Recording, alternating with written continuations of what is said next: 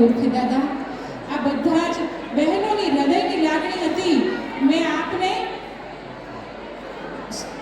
અર્પણ કરી છે બહેનોના હૃદય પ્રેમ લાગણી સ્નેહને આપણા ચરણે સમર્પિત કર્યો છે ભાવથી આપ એનો સ્વીકાર કરજો આ શબ્દો દ્વારા આ લાગણીને વ્યક્ત કરી છે એનું આપ સ્વીકાર કરજો ધન્યવાદ